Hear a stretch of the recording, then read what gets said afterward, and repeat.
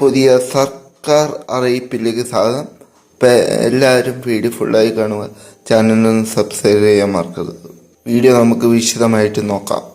Pension ഗുണഭോക്താക്കൾക്ക് സന്തോഷ വാർത്ത.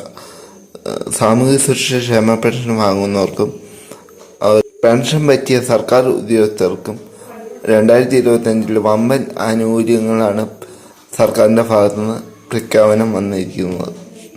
2024-25 കാലഘട്ടത്തിലെ സംസ്ഥാന ബജറ്റ് ഫെബ്രുവരിയിൽ ആരംഭിക്കാനിരിക്കുകയാണ് ഈ വമ്പൻ പ്രഖ്യാപനം വന്നത്. അടുത്ത മാസം 7-നാണ് ഈ ബജറ്റ് അവതരണം ഉണ്ടാകുക.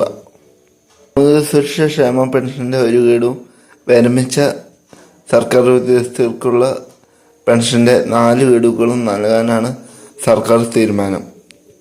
4ാം ഗഡു പെൻഷൻ കുടിശ്ശികയുടെ നൽകാൻ 572 കോടി രൂപ ആവശ്യമുണ്ടെന്നാണ് ധനവകുപ്പിൻ്റെ കണക്കുകൂട്ടലുകൾ.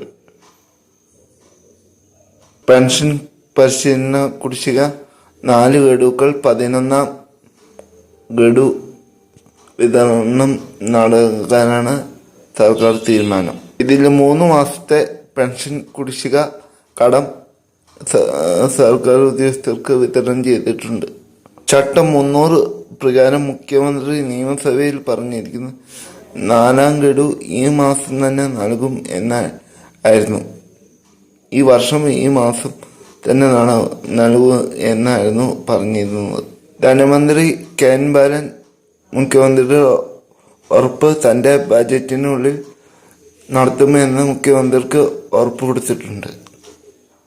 17 ജനുവരിയിൽ നിയമസഭ ചേർന്ന ഗവർണർ ആദ്യ നയപ്രഖ്യാപനം നടത്തി.